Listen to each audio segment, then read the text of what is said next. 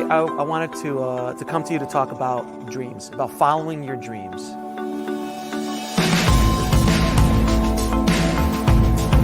Brave maker means to me to conquer your fears and get over yourself. Tell your story because you are that story. Brave maker is about having courage to step forward, to face the unknown, and that's where you find your character. I believe that all of us are here to tell a story and to do something that makes you happy. The film is about a mother who counsels her son through video diaries. It's a wonderful piece that takes place in 1961. She finds out through the course of her interview that even though her art was rejected, there are people who appreciate what she does. And there's a little twist at the end that I won't give away. You have to see it. So that's what I really hope people can do, is that we start listening to each other, and then we'll ask questions and then listen and believe. We have our own blocks, our own mindsets, our own obstacles that stop us from getting to the dreams that we want. So what do you ladies think that help empower other women? Be open to giving, these women or girls a chance. If it was easy, everybody would be doing it. Just follow your dreams. All of a sudden, that voice doesn't have as much power about, I'm going to go write that screenplay, or I'm going to go make that movie. As an example of, if you just put your mind to it and get out of your own way, you can make anything you want come true. And I was just blown away by the film, blown away by his energy. And when he first started talking about a film fest, I said, I would love to have that here in Redwood City. So when he told me about Brave Maker, I said, you know what? This is the type of film festival that I want to be aligned with. The treasure that you seek is in the cave that you're afraid to walk into.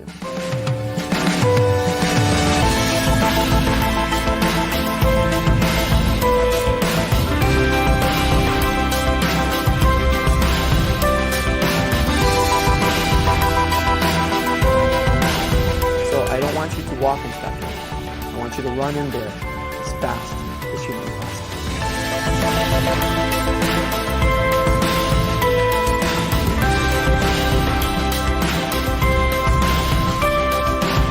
I am a brave maker. I am a brave maker. I am a brave maker. I am a brave maker.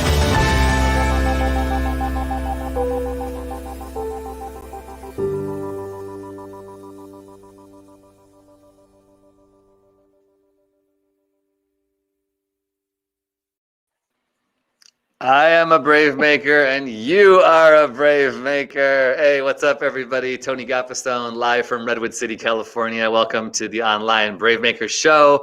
And I've got my co-host over there, Christina. I'm going to start off with a new question this week. Tell us about yourself and tell us how you are braving your own way for your dreams. What's up? Absolutely. Hey, Tony. Hi, everybody. I'm Christina Jackson. I'm an actor, singer, writer here in East Bay of California. I'm about 30 minutes from San Francisco, and I am braving my own way, doing something so exciting. Thanks to Tony, I started this Wednesday night studying under American comic book master Ron Mars for Green Lantern, DC versus Marvel, a bunch of other really cool comic book. Oh my gosh. There he is. I was a little bit starstruck when I started. I was like, oh my gosh, I'm here. So if you've been watching the show, I've been dressing up in superhero clothes for the last couple of months, and I'm super excited to be in the class. That's why I'm braving my way this week. Tony, how are you braving your way?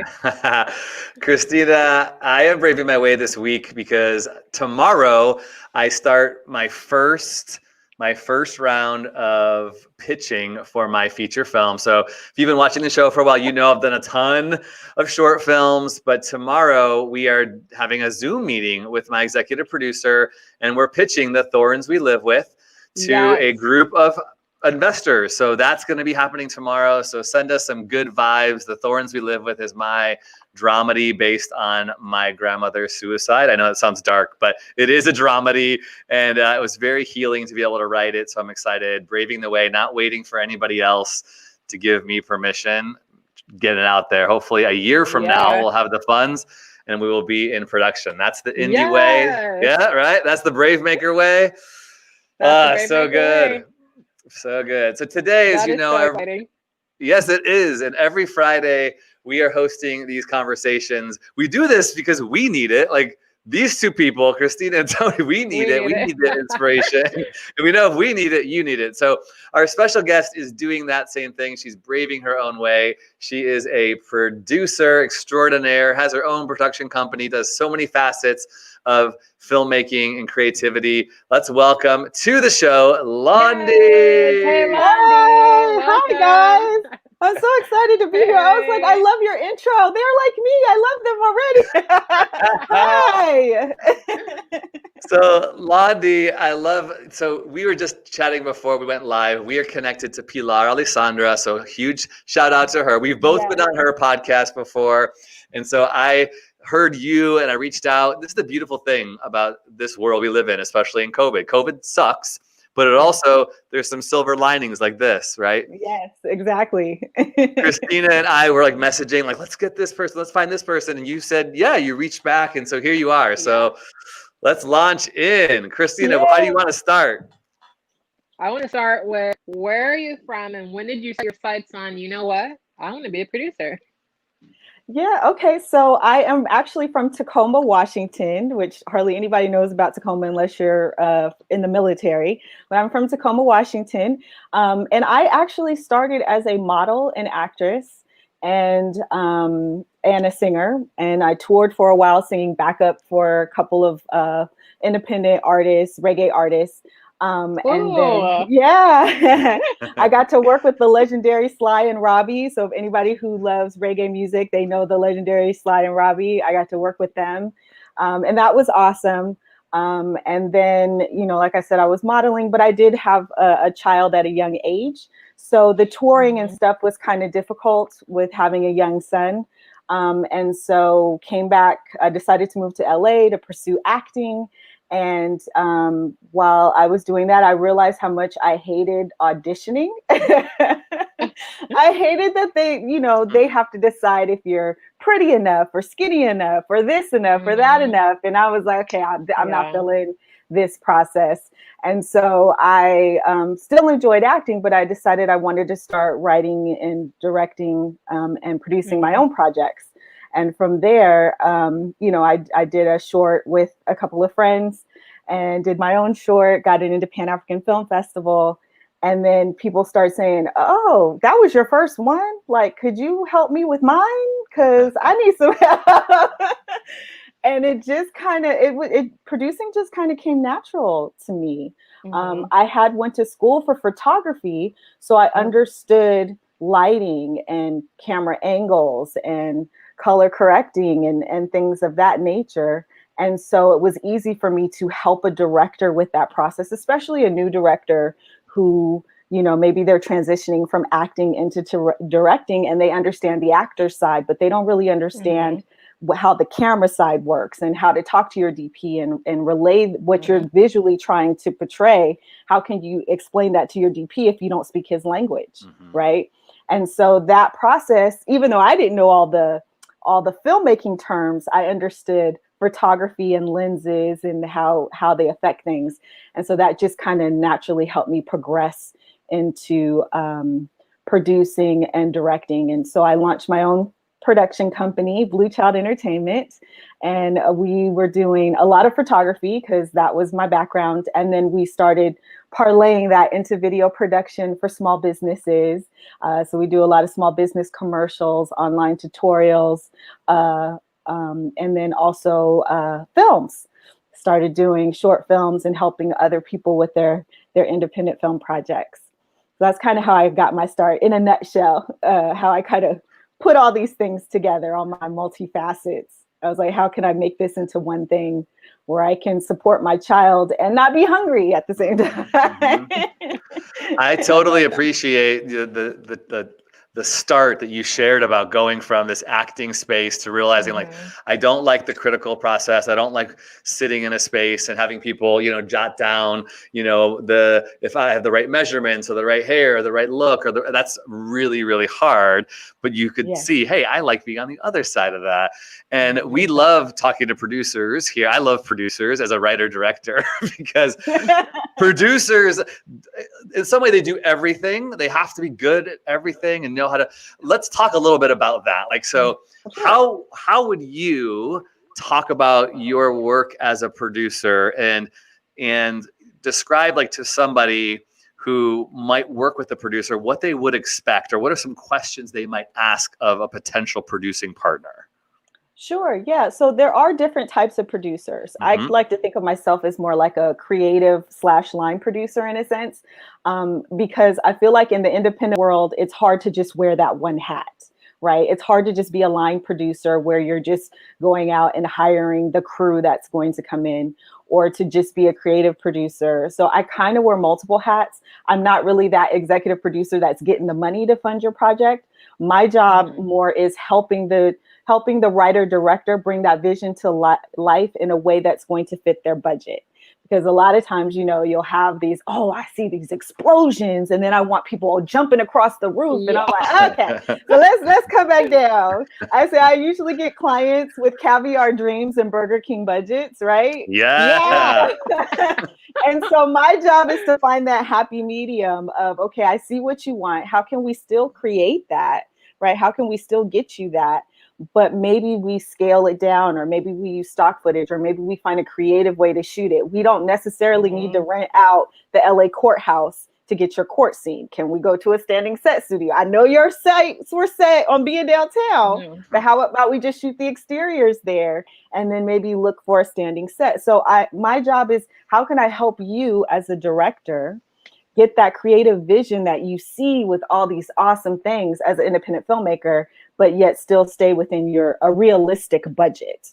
And, that's can be a task sometimes. It's kind of hard, when you're just set on something, which is why, I have an organization called Women of Color Filmmakers, where I help female filmmakers who are aspiring to be writer, directors, producers, cinematographers, kind of transition into that field. And we provide a lot of educational courses because I want filmmakers to be able to tell their stories in cinematic ways. I always say, I don't care if you're shooting with your iPhone or you're shooting with the hottest new camera or a DSLR or an RE Mini or a Red Cam. If you don't understand how to visually tell a story, it's going to suck no matter what you're shooting on, right? Yeah.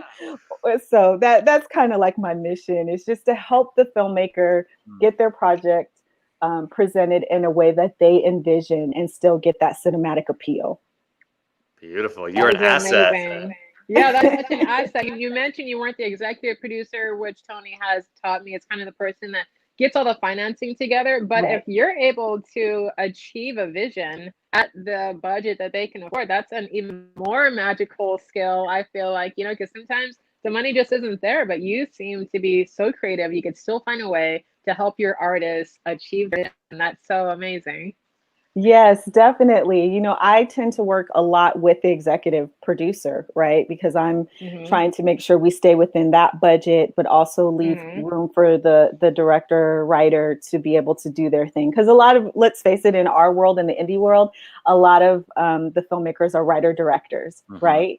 So the other thing I kind of work with a lot, especially, right, especially independent writer directors, is to getting them to let go of some of what they wrote, which is hard. Like, okay, you got to put that writer hat down for a second, because I know you wrote all these awesome things, but now you need to pick up your director's hat.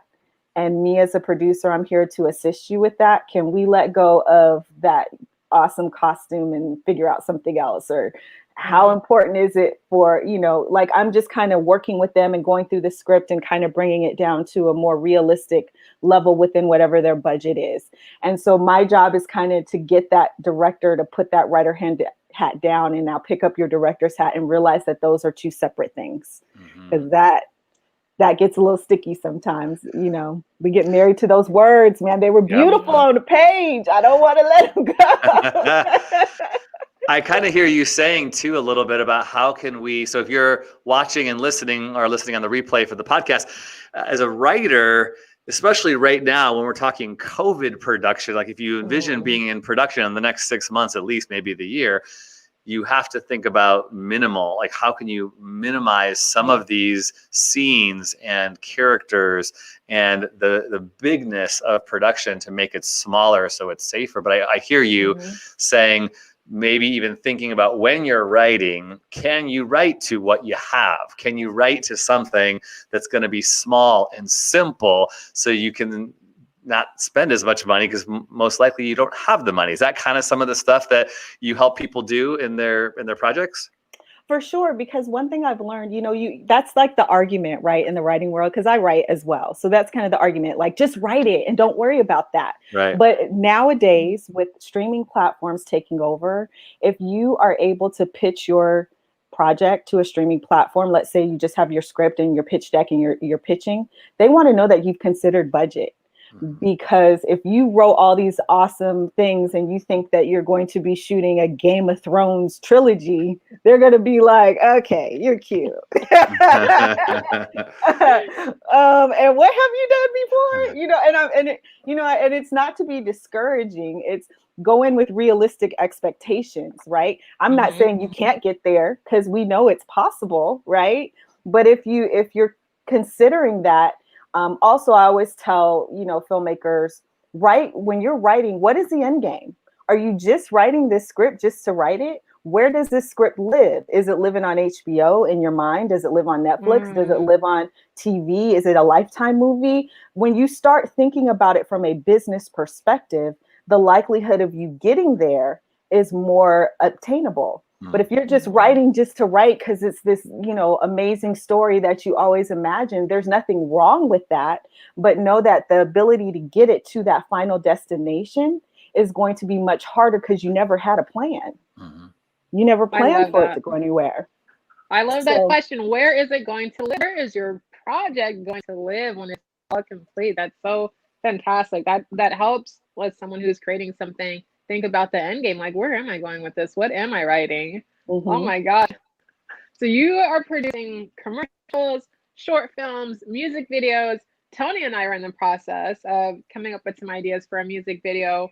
Where would you advise someone like ourselves to begin in a smart way and not just jump in and be all over the place, Right. So kind of going back to filmmaking, what is the plan for your music video?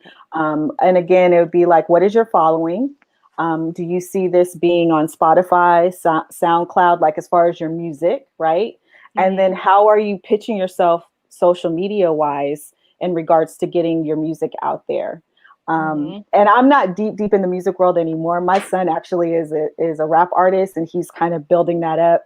And I'm working with him on some of his stuff, but his social media following, it's what's blowing him up internationally, not so much here in the US. He's getting a lot of love with his music videos internationally by putting them on different platforms. So again, it's like researching what those are for the type of music you're doing. And, that is not my world. He schools me on that. I stepped away from that world, but I know he tells me about this platform and that platform and how he got his song on there and how he wrote to them and how he got, his music video on there. And that got him a lot of attention internationally. And I told him, don't worry about the States. International is where the money's at, right? So if you're big in China, Europe, Korea, that's awesome. The States will come later, but figure out what those platforms are for the type of music that you do, and then start seeing how to target them. What style is it that they like? What type of music videos? What artists do they tend to feature more? And that's kind of how I would attack that. That is great. Solid advice. Robertina says, Landi, I love your go-getter, resourceful, and positive work ethic. Yes, thanks, Robertina. Thank you. So I'm listening and I'm thinking too, it's really difficult for artists to think like this because we want to just create, we want to have freedom. But there also is something to be said about like that phrase about, limitation is the mother of invention or whatever, limits, right? So when you think about your project, the business side is so important. And perhaps you're listening or you're watching and you're going, but I don't know where to start. This is where I think the collaborative community of creating a film or a music video or music is so important, right? Because there are some people who are just really good at writing and really good at coming up with story, but there are people who don't want to do that, and they just want to take your story and bring it to life, like Landi is talking about. So this is really great to find your people, find your crew, your Brave Maker crew. Do you have any thoughts about that? Like, how might one go about finding that crew, partnering with you or anybody else to get these visions brought to life? That's an excellent question. I highly, highly, highly recommend you join a filmmakers organization. There's a lot of them now, especially with COVID. And that's how you network. Like, for instance, I have Women of Color Filmmakers. We have about 580 members, and a lot of those women have been working together to make their shorts. Coming on set, you need a DP, you need this, you need that. Like, they collaborate. And there's a lot of groups like ours out there. So finding a group that's your tribe, right? Because we like to say we're a tribe of awesome female filmmakers. So finding that tribe that can, that you can network with, that has writers. We support each other with, okay, you know what, how can I help you with this script? We do script writer circle. So teaming up with a group of like-minded writers, and maybe once a week, doesn't have to be for hours on end. We'll read 25 pages of a script and give feedback. And that is so helpful, right? Because now you're seeing, okay, this is making sense. Because, in our heads, it all sounds great. And then someone else reads it and you're like, that wasn't supposed to be funny. So finding that tribe is so important. You need that support, because when you're sharing your creative stuff, it sucks to have a producer say, yeah, nah, we're not doing that. You know what I mean? So you need to have somebody you can work it out with first to kind of build to get those bones strong. And then you can share it with, the powers that be. And you can take that criticism and you can, like I like to say, keep the meat and spit out the bones. You know what? Some things are just people's personal preference, and some things are constructive and will help you get that project to where you want it to be. So I think when you start with your support system first, then it's okay when you go to the next level and you might not get that feedback that you were hoping for. So find a tribe. Find a tribe is my advice for sure. Can we talk about the tribe for your Women of Color Filmmakers? Who is it for? Who should join? And how do you join? And what do you expect? Sure. Yeah. So our group is for any woman of color who wants to get into the film industry. You could be just starting. You could be established. We have Grammy winners, or not Grammy, Emmy. I was like, Grammy's music. We're just talking music. We have Emmy winners. We have showrunners, and we have people just getting started. We have young people. We have women who were, maybe had to raise a family or just always wanted to do film, but, chose another career path first, and now they're coming in. So it's any female woman of color who really wants to get into the film industry and have some support. Because one thing I learned, as a filmmaker, especially when I would, it's kind of a funny story, as a producer and as a director, I would hire crew. And a lot of times they're shocked that they're answering to me, right, on set. And so I actually had this happen with the camera person where he said to the DP, I thought I was working for you. And he was like, no, you're working for Landi. And he was like, oh. It's just like, wow. And so, I said, yes. And if you'd like to get paid, you're going to fill out this paperwork, right? But, unfortunately, as things are changing, they're not changing that quickly. And so what I found is, there needs to be some support so that you can brush that off when that happens to you on set, when you're treated like you can't possibly know what you're talking about. And I also find that sometimes, unfortunately, us as women, we often discredit ourselves, unfortunately. Like, I've had guys I've hired to do jobs, and they may have less experience, but they come in like, I got this, whatever you say. And then I'll have women who may be more qualified who'll be like, well, but if you only want to pay me, like, if that's not too much. And so I'm like, I was like, how can I change this? Because this doesn't make sense to me. How can I give these women the confidence they need to step in? Like, no, this is my rate. I understand if that's too much, maybe I'm not the right person for you. Let me see if I can refer you to someone else.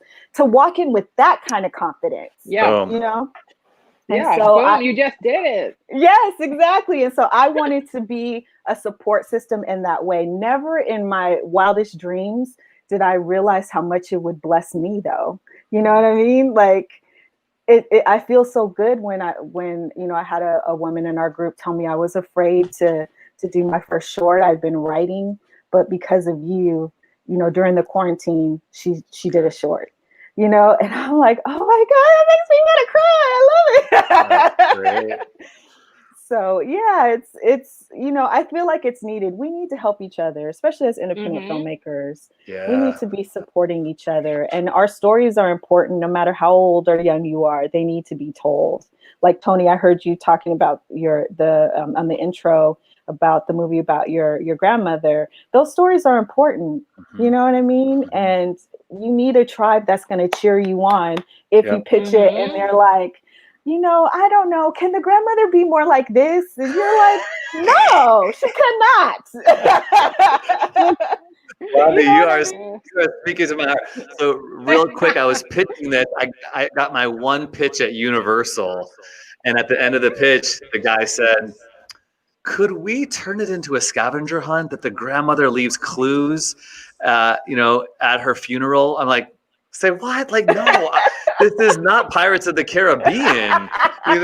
So yeah, you're right. Like we need that support, and you got to find the right collaborators. And yeah, I'm loving what you're saying. Keep going. Because you could have been at Universal, and you're like, man, this is Universal. This is an opportunity for me to, get my story out there. Maybe I can bend on that a little bit, just so I can say I'm with Universal, right? So when you have a support, or when you're strong in how you feel about your project, you're not easily swayed by the money or the recognition, because the right people will come along to allow you to tell the story the way you want to tell it. Yep. You referenced just sexism, racism, and I hear you saying that. You didn't say it outright, but that's what you're talking about, right? When you have a person who's looking at you going, "Oh, yeah, I'm reporting to you." That's a real passion for us here at Bravemaker, is how we can dismantle and disrupt racism and sexism and homophobia and ageism. And it's such a big topic, and I want to talk about it without, it's not your responsibility to make us not racist, but I would love to just hear, Christina and I get to do these with webinars, and we're really, seeing some cool traction within corporations that see the power of storytelling to help bring diversity, equity, and inclusion to their companies. But I'm wondering, like, what are you seeing, or what are you hoping, or what practices is Bluechild Entertainment doing? Obviously, you're pouring into women and women of color, but is there anything that you want to say that our listeners and our viewers could do? Like, when we see racism, when we see this, what can we be doing better? What are some better practices for us? That's an excellent question. I think there's a few things, and honestly, on both sides. I think one, it's to make sure that you are. I think part of the issue is sometimes, again, it goes back to confidence. Sometimes when we as women step on set, we are not sharing the same confidence because maybe we're new to directing and we don't know all the terminology. So educate yourself as much as possible. So when someone does come for you, you can stand firmly in, no, this is what I want. Do you want to maintain being on set, or would you like me to find somebody else? You know what I mean? Like, because that confidence thing, when you're confident, people don't step to you as crazy. They may try, but they don't step to you as crazy when you come off as my people tease me because I'm usually like, I understand that. And they're like, when you smile that big and you slow down and talk, we know, So, being confident. But the other thing I think, just as production companies are trying to be better about inclusion and diversity, is treat the people you hire the same. Because a lot of times what I see happen is there are a different set of rules, right? There's different rules for me versus someone who doesn't look like me. And I think that, I don't think it's always a conscious thing, but it's something that needs to start to be coming to the forefront. Why is it that, this person can make a mistake and there's no, the world isn't falling apart. But if I make a mistake, oh, maybe she's not right for this. Maybe we didn't make the right choice. So really looking at, are you treating all the people you hire, be it the directors, the showrunners, the DPs, are you treating them equally? And let them prove, that they're not right for it. If you feel like, well, I don't know, maybe, like, let them prove it. Look at their body of work. Let them show you what they can do before you pass judgment based on how someone looks, right? Because I've heard the most ignorant, so you're too pretty to be behind the camera. First of all, that's the stupidest thing I've ever heard in my entire life. So who said a person who's behind the camera is supposed to look a certain way, right? Like, what does that have to do with anything? Stop putting people in boxes and let them prove what they can do. It doesn't matter what they look like. I don't care your gender, sex, ethnicity. Let me show you what I can do and then go from there. So I think just really trying to be more open-minded. I think as humans, we tend to judge naturally, but allowing people to show you what they can do before you pass judgment, I think is definitely the start. And then you walking in with confidence and knowing, you know what, if I didn't get it, this isn't for me. Because this is not going to stop me from what I want to do. And I always say, if they're going to tear your bridge down, build a new one. I'm not waiting for anybody to, as you see, I'm not waiting for anyone to include me in anything. I will create it myself. I will start this support system myself. Then they'll be coming to you, right? I think Tyler Perry is a great example of that. Nobody believed in his faith-based projects. And I don't care how you may feel about him as a person, or as far as his projects are concerned, you may not like his movies, but he built something that people didn't believe in, and now they're coming to him. The same people who talked about him, he put their names on the studios at his. You know what I'm saying? That's how you beat it. You have to start creating these things, and then it'll change. But we can't wait for people to do it for us. And I know I could be on a soapbox and go a whole bunch of different directions. I was trying to stay focused. Get on that soapbox. Yeah. Get up there. Get up there. No, you are hitting it. You are hitting it. We just posted that famous quote by Steve Martin on our Instagram. Be so good they can't ignore you. Exactly. And I just feel like you're talking about this confidence. You're talking about like your value. Like we need to do the work in us first, right? Yes. And so I hear you saying that's so much of the percentage of being successful is believing in you first. You have to believe in yourself first. You have to brave your own way first before anyone's going to do it for you. And I love that. I like you, Landi. Oh, thank you.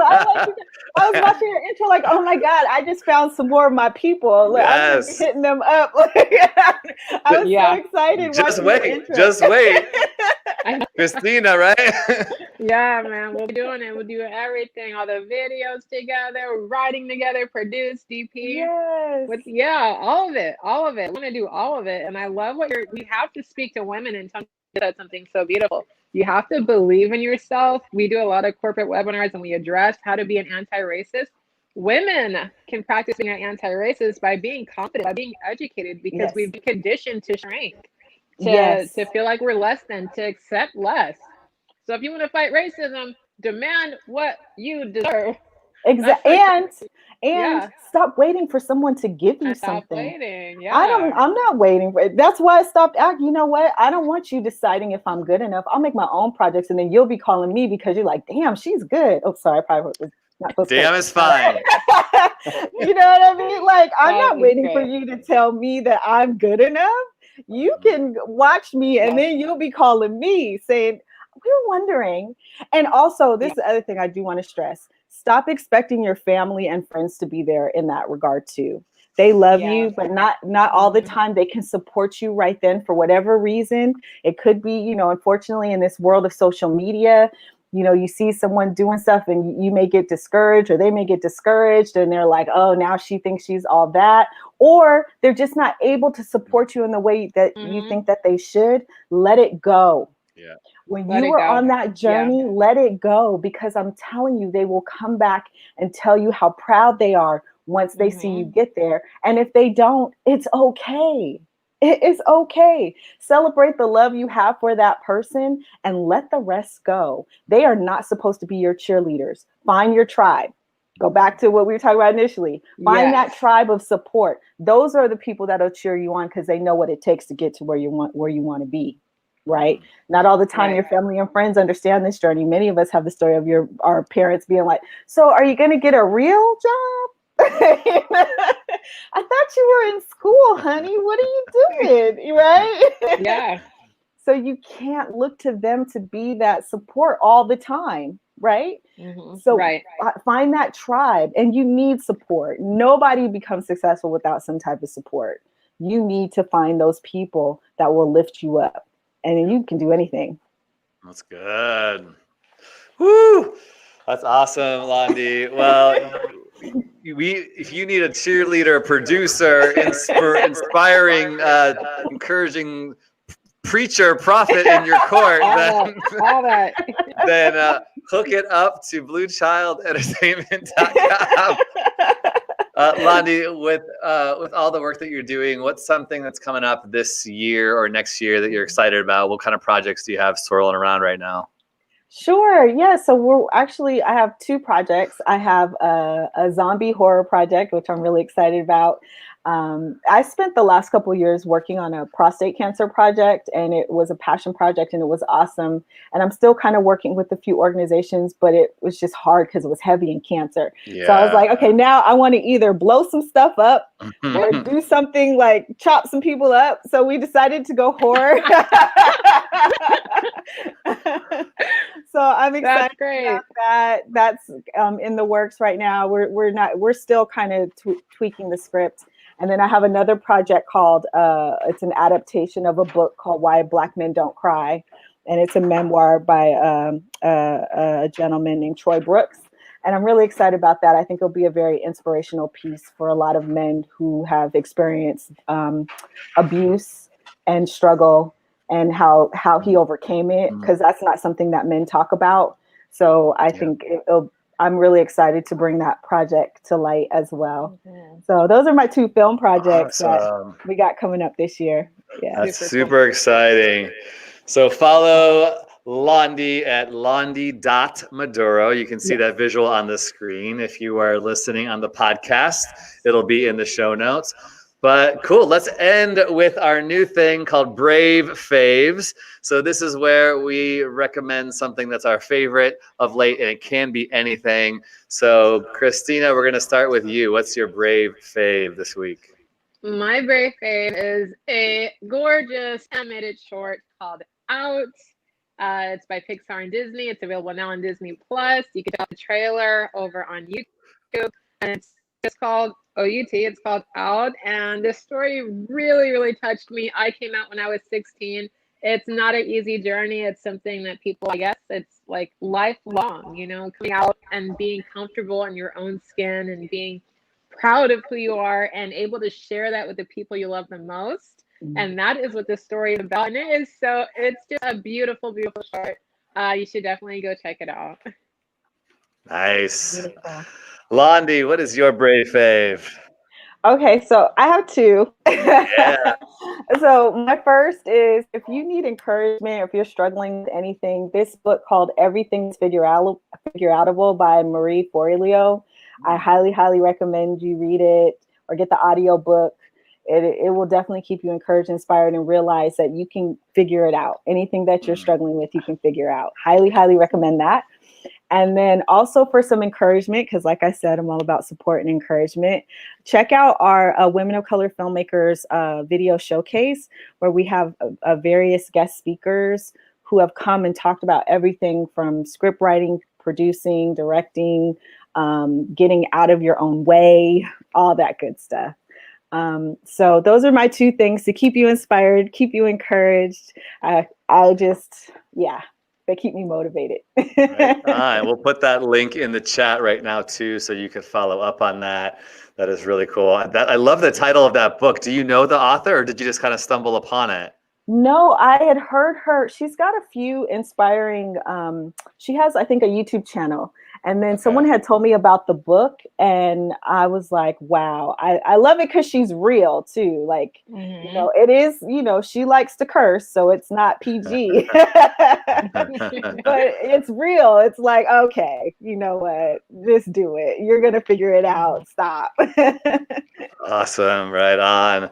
Cool. Well, my brave fave for the week is this Netflix show called Call My Agent. There are 3 seasons of it on Netflix right now. And it is the 4th season's coming out soon. I'm not sure exactly when, but Call My Agent is about these agents in France. So you have to put down the phone when you watch, which is why I love it, because I have to pay attention and watch the subtitles.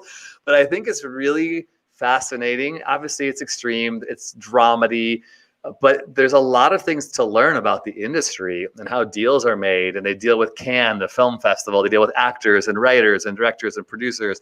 And I just love it. It's really well written, really well acted. It's a diverse, inclusive cast. So Call My Agent on Netflix. Check it out.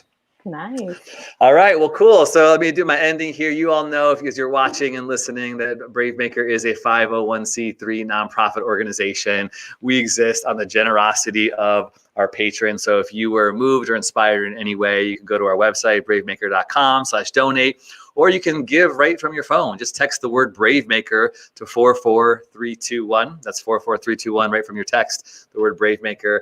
And go to our website too, and make sure you sign up on our e-news. We send out free movies that are coming up. You can learn about, we have some really great documentaries with 2 feature-length documentaries we're working with filmmakers on right now. One is called The New Roxy, about a Black-owned theater in Clarksdale, Mississippi. The filmmaker is Daryl B. Jones. We're really excited to support him and this story he's telling about his family that survived segregation and Deep South racism by owning a theater, the arts. I love that. And then the other one, a new feature film called Pregnant on the Streets by filmmaker Laura Farrow, just got launched this week on Indiegogo, and we are supporting them as they raise funds to tell the story of women who find themselves experiencing homelessness as well as with child.